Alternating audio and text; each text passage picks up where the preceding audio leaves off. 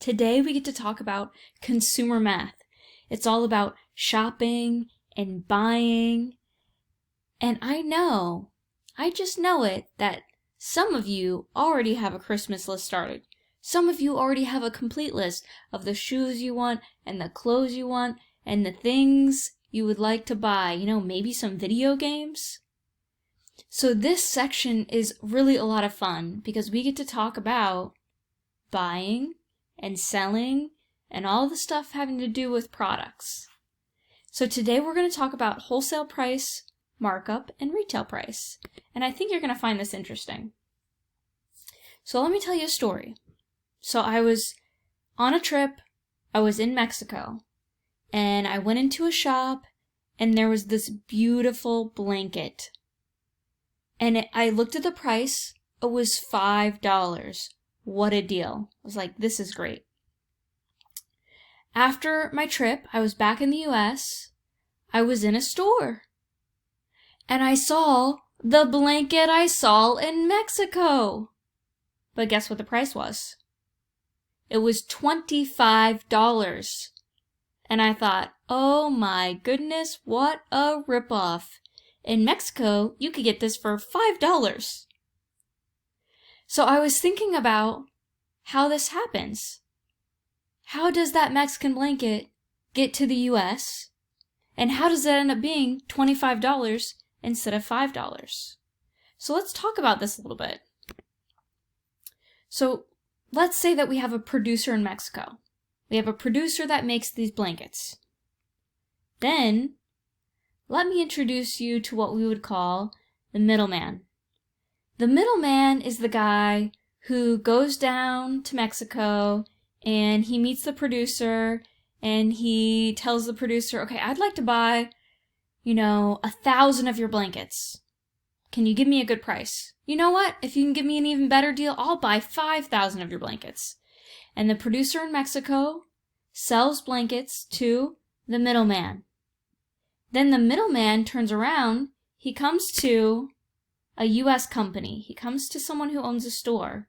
He says, you know what? I have these great blankets. I have a ton of them. What will you give me for these blankets?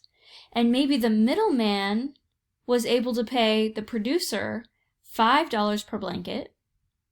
Well, the middleman can't charge $5 per blanket because the middleman, he needs to make some money. So maybe he's going to charge the company $10 per blanket. Then, okay, so let's say this US company buys all the blankets from the middleman for $10 per blanket. Well, guess what? This company in the US, that company needs to make a profit. They need to make some money. They have a business, they have a store, they have electricity and lots of expenses that they have to pay for. So they're going to need to charge, $25 for the blanket so that they make a nice profit. So I want you to start thinking about the shopping you do and how the goods get to the US and why the prices are the way they are.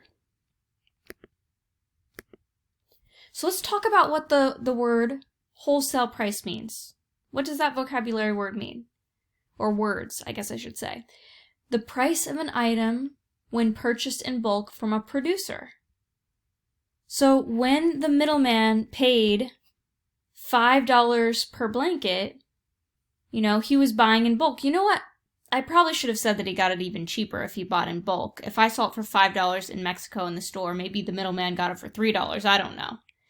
But the wholesale price is when someone buys in bulk from a producer. And this is the price of the item before markup. Okay. Then we need to talk about markup. Markup is the amount added to the wholesale price to cover overhead and profit. So when I say cover overhead and make sure you make a profit, what I'm saying is like when you own a business, maybe you have to rent the building where you operate your business. You're paying workers who work for you. You are paying, for maybe you have a machine, a certain software on it, that allows you to keep track of all of the prices. There's a system so that you can scan an item and it shows up on your computer. You know, there's a lot of expenses to running a business. So you have to make sure that you can cover those expenses and still make money.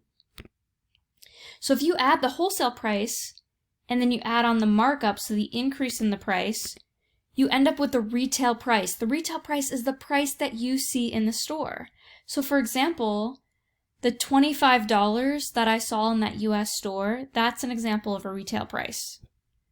So the price tag you see at the store, that's the retail price. That's the price you're going to pay as the consumer. So the retail price is the new price after markup, the price set by the seller to ensure he or she makes a profit. They got to make sure they make a profit. Now, this is something I'm very excited about. So I was thinking about, okay, so companies buy their products in bulk at a cheaper amount. It costs them less, and then they sell it to you for more money so they can make a profit. So I said, okay, if this is happening, I wonder if I could look this up and find an example. So I looked up a wholesaler, okay, Cole Imports and Closeouts. This is an actual company that I looked up online. And I found this blotting paper. So I think this is blotting paper. It was like a makeup section. I think it's like to remove oil from your face. I'm pretty sure. Not exactly sure, but I think so. Blotting paper infused with rose and countertop. This is a countertop display. Okay, so this was the price per blotting paper packet, 39 cents. Okay, but they had to buy at least 24. All right. So take a look at this company, Amazon. Then I looked on Amazon, and guess what? I found the blotting paper on Amazon, and guess what they're selling it for? Look at this. Blotting paper infused with natural rose. The price, $1.95. And if Amazon bought from this wholesaler, Amazon got it for 39 cents. So if you take $1.95 and you subtract 39 cents, that's a difference of $1.56. So Amazon increased the price by $1.56. So $1.56 is the markup. This is the retail price that you see in the store. And when I say in the store, I really mean when you're looking online. Okay, let me show you another example. Okay, so I was looking at Cole Imports and Closeouts, and I saw this dino toy, this Wild Republic Dino Chompers Red T-Rex toy. And they're selling them for $1 a piece, but you have to buy 22. Okay, so if you bought 22 of these dinosaurs, it would cost you $22. Now look over here. Guess where I found this toy being sold? On Amazon. Now I know it's a slightly different color, but it's basically the same dino. Wild Republic, look, it says Wild Republic T-Rex toy. Look, Wild Republic T-Rex toy. And they're selling it for $11.47. So the risk is that you could buy 22 of these dinosaurs and have trouble selling it. But think about it. If you're Amazon and you sell that dino for $11.47, well, you make how much off of each dinosaur? You make $10.47 off of each dinosaur. In fact, if you just sell 2 dinosaurs, doesn't that equal the $22 that you spent? Actually, a little bit more.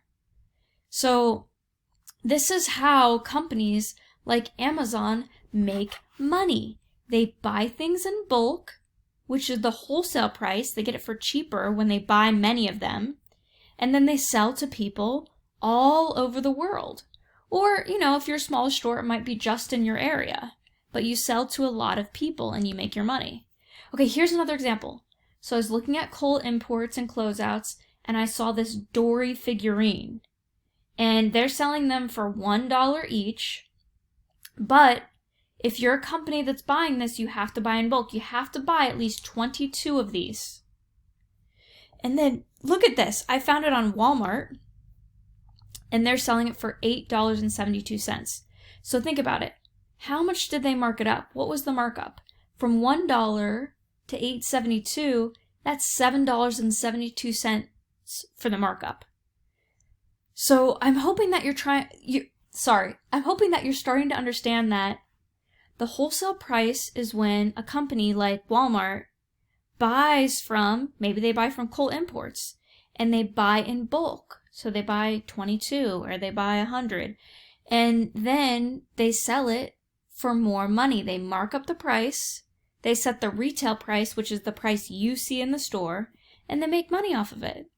Now, when you're a huge company like Walmart, think about it. Think about going into, I don't know, Charmin and talking to them about toilet paper. Walmart has stores all over. So they could buy, think about the bulk they could buy in. They could buy so much toilet paper. And so they can strike a great deal and say, well, you know what? We'll buy this much toilet paper. And then Charmin's going to say, okay, well, we want to make a deal with you, Walmart, because we know we're going to sell a lot of toilet paper if we put our toilet paper in your stores. So, if you can't tell, I'm very excited about this topic. I think it's really very interesting. And so I hope that you understand wholesale price, retail price, and markup a little bit better after watching this video.